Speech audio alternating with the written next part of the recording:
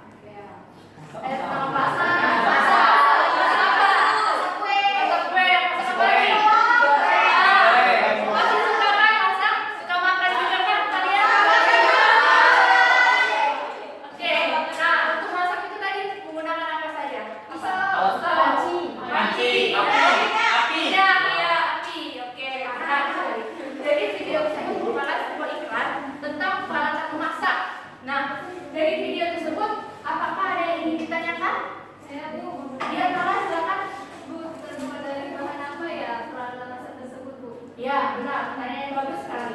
Terbuat dari apa sih peralatan memasak itu? Nah, siapa yang bisa menjawab pertanyaan dari Nawa? Ya, Bu. Ya, Eva? Peralatan memasak umumnya terbuat dari aluminium. Oke, benar sekali. Nah, jadi kita lihat tadi kan apa peralatan memasak, ada panci, ada wajan, ada pisau. Nah, umumnya peralatan memasak tersebut dibuat dari aluminium. Nah, sekarang pertanyaannya, ada yang tahu tidak mengapa menggunakan aluminium sebagai bahan untuk membuat peralatan memasak? Saya, Bu. Ya, jadi Karena aluminium memiliki sifat daya tahan panas yang baik, ringan dan tidak mudah berkarat, Bu. oke, baik. Jadi benar jawaban dari aluminium digunakan sebagai salah satu bahan untuk membuat peralatan memasak. Yang pertama, karena sifat aluminium itu mempunyai daya hantar yang baik. Yang kedua, aluminium itu ringan dan aluminium tidak berkarat. Oke? Nah, sampai di sini apakah masih ada yang ingin ditanyakan lagi? Saya, Bu. Ya, mungkin silakan. Jadi apa saja, Bu, sifat-sifat yang dimiliki oleh unsur-unsur periode ketiga ini? Oke. Siapa yang bisa menjawab pertanyaan berikutnya? Oh, karena tidak ada yang mau menjawab, Ibu tunjuk saya ya. Coba, Agnes, silakan menjawab pertanyaan berikutnya. Jadi sifat unsur itu ada dua, Bu, sifat fisika dan sifat kimia. Sifat fisika itu contohnya wujud, titik lala, dan segini. Sedangkan sifat kimia contohnya kereaktifan. Ya, benar sekali. Jadi sifat-sifat unsur periode ketiga itu terdiri dari sifat fisika dan sifat kimia. Di mana sifat fisika itu sifat yang berkaitan dengan penampilan fisik, kemudian sifat kimia yang berkaitan dengan perubahan reaksi kimia. Seperti yang sudah dijelaskan oleh Agnes tadi, sifat fisika itu terdiri dari wujud, titik lala, titik didih, sedangkan sifat kimia terdiri dari kereaktifan. Nah, untuk lebih jelasnya di sini Ibu akan menjelaskan mengenai sifat fisika dan sifat kimia usus periode ketiga.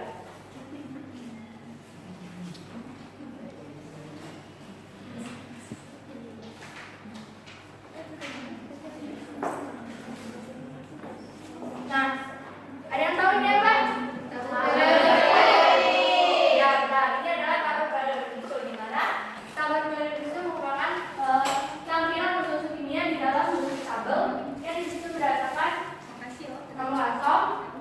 konfigurasi, dan sifat-sifat.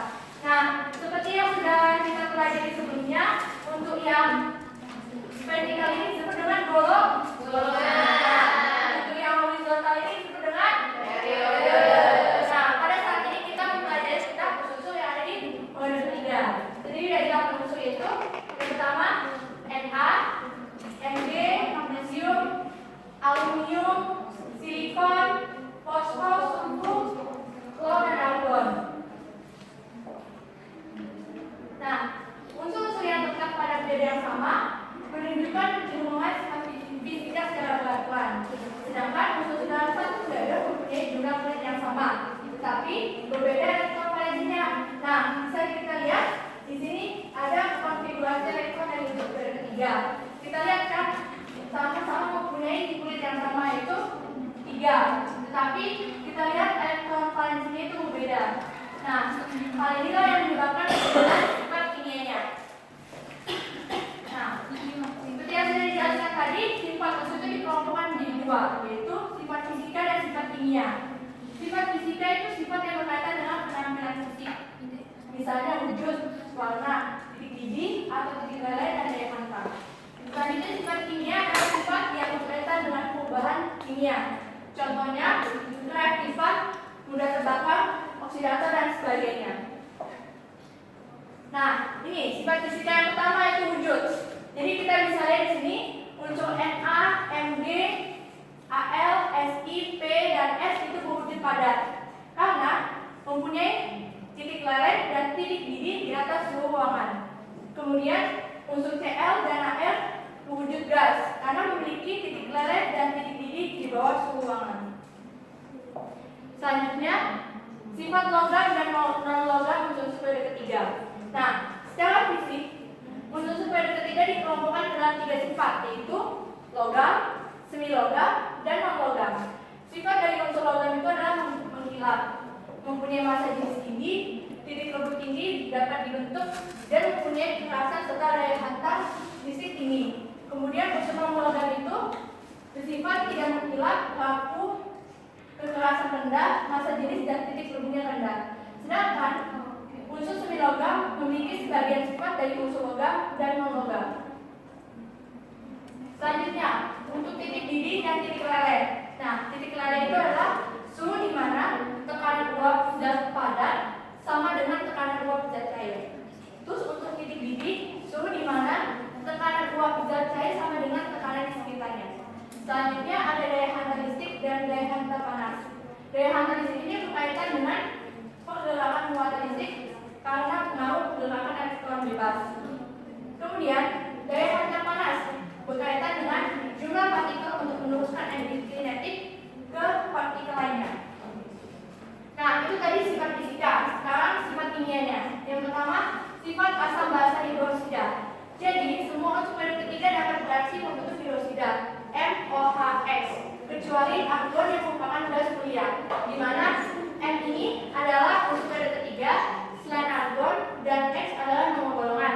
Misalnya contoh NaOH, M-nya adalah Na, dan X-nya ini adalah nomor golongan. Kita tahu kan Na itu terletak di golongan 1. Nah, terus sifat hidrosida dan unsur periode ketiga itu dipengaruhi oleh energi ionisasi, di mana jika energi ionisasinya rendah, maka ikatan MOH-nya ini akan bersifat ionik, sehingga dapat melepaskan ion OH- dan larutan bersifat basa. Kemudian, jika energi ionisasinya tinggi, maka ikatan MOH-nya itu bersifat kovalen, kemudian ikatan OH bersifat polar, sehingga ikatan tersebut dapat mengalami hidrolisis dan melepaskan ion H+. Dengan demikian, larutannya bersifat asam. Untuk yang kedua ada sifat pengoksidasi dan reduksi. Nah, daya reduksi dan pengoksidasi ini berkaitan dengan kecenderungan melepas atau menangkap elektron. Nah, zat reduksi atau reduktor merupakan zat yang melepaskan elektron dalam suatu reaksi redoks atau zat yang mengalami oksidasi. Nah, sedangkan zat pengoksidasi atau oksidator adalah zat yang menerima elektron atau mengalami reduksi, di mana sifat pengoksidasi dan reduksi ini ditentukan oleh harga potensial elektroda. di mana menyatakan kecenderungan untuk mereduksi dan mengoksidasi reaksi-reaksi yang berlangsung dalam lautan. Nah, sampai di sini apakah ada yang ingin ditanyakan? Oke, Bu. Ya, Raihan, silakan. Jadi Bu, bagaimana kecenderungan sifat fisika kimia pada periode ketiga, Bu? Oke, baik. Bagaimana kecenderungan sifat fisika dan sifat kimia di dalam unsur-unsur periode ketiga? Nah, untuk menjawab pertanyaan dari Raihan, di sini kita akan melakukan diskusi. Jadi, Ibu akan membagi kalian ke dalam 3 kelompok. Jadi ini kelompok 1, kelompok 2, dan kelompok 3.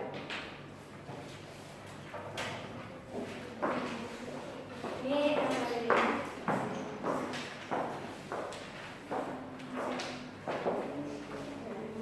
Nah, jadi kalian lihat yang pertama, di halaman pertama kalian tulis dulu kelompok dan nama anggota kalian. Kemudian di halaman selanjutnya kalian lihat di situ ada tabel mengenai data sifat-sifat fisika untuk periode ketiga. Dan terdapat 3 soal. Nah, hal yang pertama kalian lakukan adalah kalian amati dulu data tersebut, kemudian kalian analisis. Selanjutnya kalian jawab soal-soal yang sudah disediakan berdasarkan data tersebut. Begitu juga dengan soal nomor 4 sampai 5. Itu terdapat data mengenai sifat kimia unsur periode ketiga. Nah, kalian boleh mencari jawabannya itu lewat buku paket kalian, atau kalian boleh susun juga menggunakan HP kalian. Waktu untuk melakukan diskusinya selama 5 menit. Baik anak-anak, paham? Paham.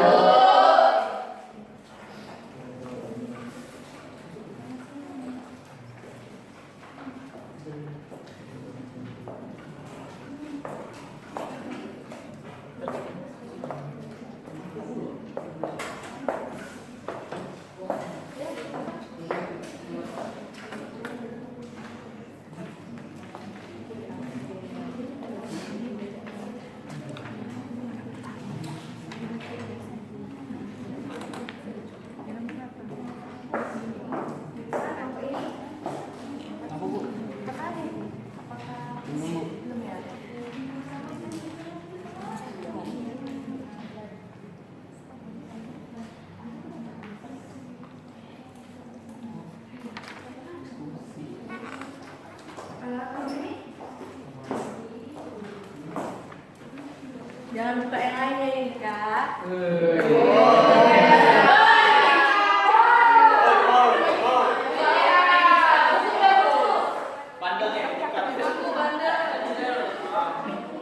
Memang Bu, ini Bu. Terang-terang kasus juga Bu. Ini kamu. Bandel Bu.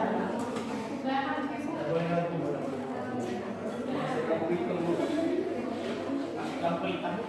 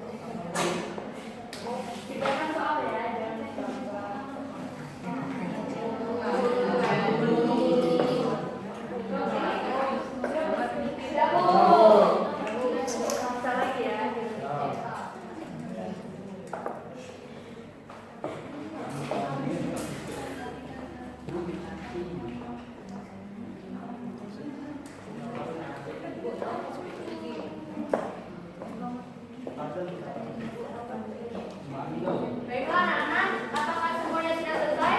Sudah. Nah, kelompok siapa yang ingin maju untuk mempresentasikan jawabannya?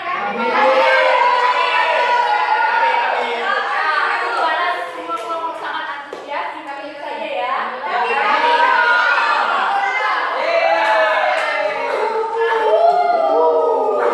Baik, apakah kalian semua? Nah, kalian jelaskan soal 1 sampai jelaskan jawabannya soal 1 sampai 3 ya. Siap ya anak-anak?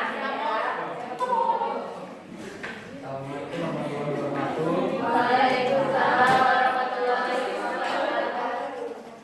Kami kelompok 2 ingin mempresentasikan hasil kerja kelompok kami. Bagaimanakah kecenderungan sifat logam unsur-unsur pada periode 3? Jawaban dari kelompok kami yaitu dari Na ke Ar, sifat logamnya berkurang. Na, Mg, dan Al merupakan logam dengan struktur kristal logam raksasa. Si merupakan semi logam dengan struktur kristal kovalen raksasa. P dan S merupakan unsur non-logam dengan struktur kristal kovalen sederhana. Cl merupakan unsur non-logam dan pada keadaan bebas berada sebagai gas diatomi. Soal nomor 2 akan dibacakan reaksinya. Soal nomor 2, bagaimanakah kecenderungan nilai struktur titik dan titik lalat untuk unsur periode ketiga dari Na ke Ar?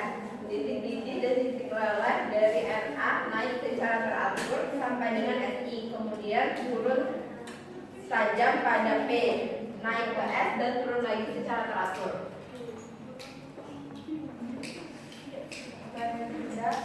Bagaimanakah kecenderungan daya hantar listrik dan daya hantar panas unsur-unsur periode 3 dari titik kanan A ke Ar?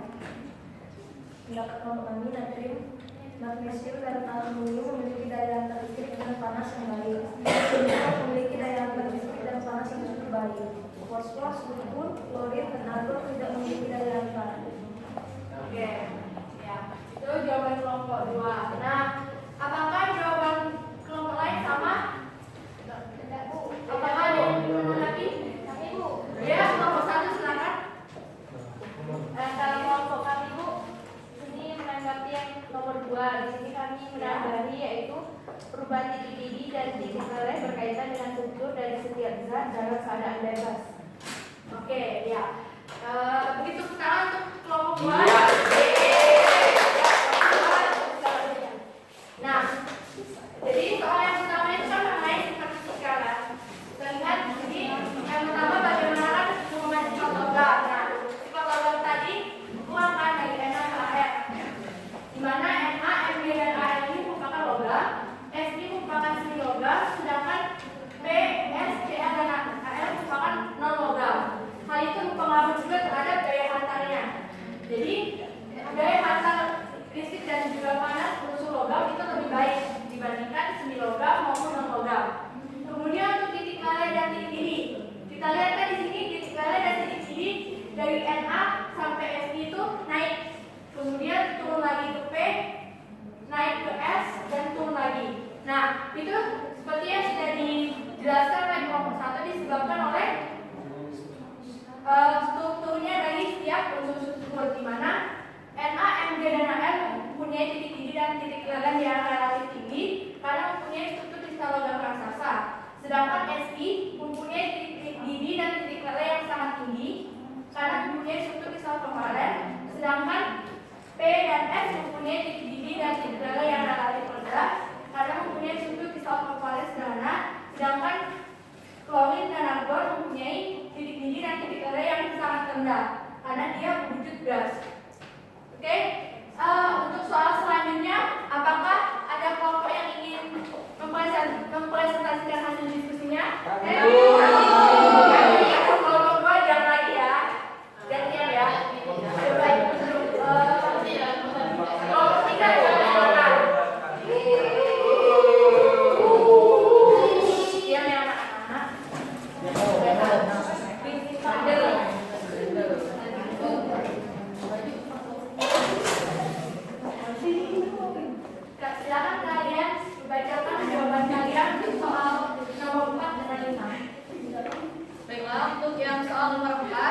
bagaimanakah kecenderungan unsur-unsur periode ketiga dari atas ke bawah untuk produksi dan mengoksidasi berdasarkan harga potensial elektrodenya? Jadi jawaban dari kelompok kami yaitu harga potensial meningkat dari Na ke Cl. Dengan kata lain, dari natrium ke klorin. Daya produksi berkurang dan daya oksidasi bertambah. Selanjutnya untuk soal yang nomor 5, bagaimanakah sifat kekuatan asam dan basa unsur-unsur periode ketiga dari kiri ke kanan dari Na ke Ar? Jawaban dari kelompok kami yaitu dari Na ke Cl itu bersifat basa berkurang dan sifat asamnya bertambah.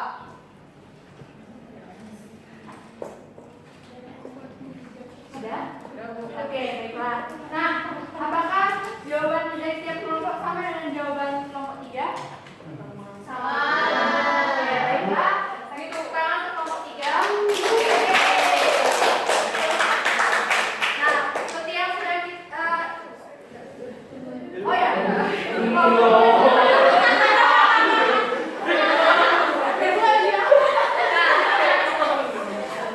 Oke, nah jadi itu tadi adalah sifat kimia. Sifat kimia kan yang pertama itu adalah sifat oksidasi dan reduksi. Kita lihat di sini mengenai ada potensi elektrodenya kan.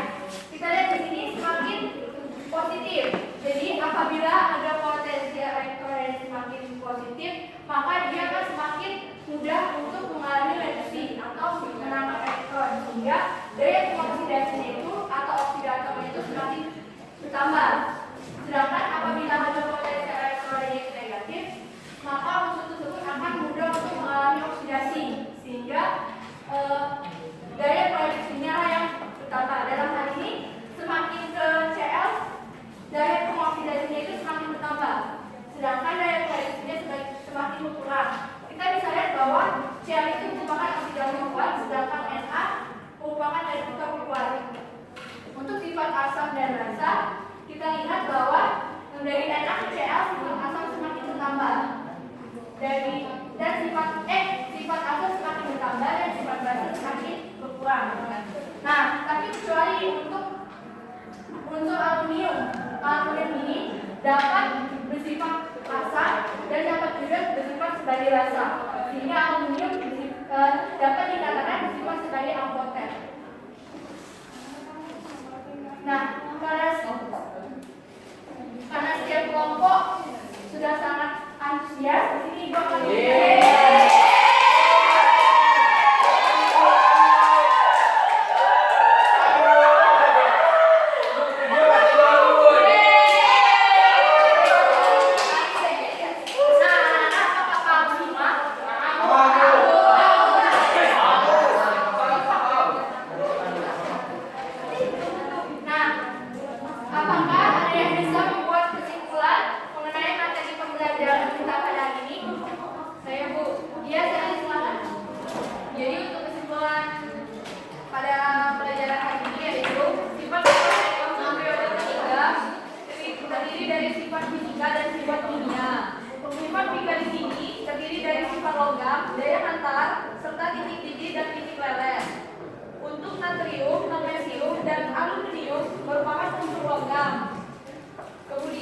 silikon merupakan semi logam, sedangkan klor merupakan unsur non logam. Terus yang kedua, titik laba dan titik didih bertambah dari Na ke Si, lalu berkurang dari Si ke Ar. Untuk daya hantar listrik dan daya hantar panas logam Na, magnesium dan aluminium lebih baik dibandingkan semi logam, Si dan non logam. Kemudian untuk yang kedua, sifat kimia. Sifat kimia di sini terdiri dari daya reduksi dan pengoksidasi serta sifat asam basa hidroksida. Semakin ke kanan, unsur periode ketiga untuk daya reduksi akan semakin berkurang dan daya pengoksidasinya bertambah. Semakin ke kanan, untuk sifat basa berkurang dan untuk sifat asamnya bertambah. Oke, ya baik. Benar sekali kesimpulan dari tadi. Jadi sifat-sifat unsur periode ketiga itu terdiri dari sifat fisika dan sifat kimia, di mana sifat-sifat dalam unsur tersebut akan berubah secara bertahap, sehingga sifat unsur yang paling penting akan berbeda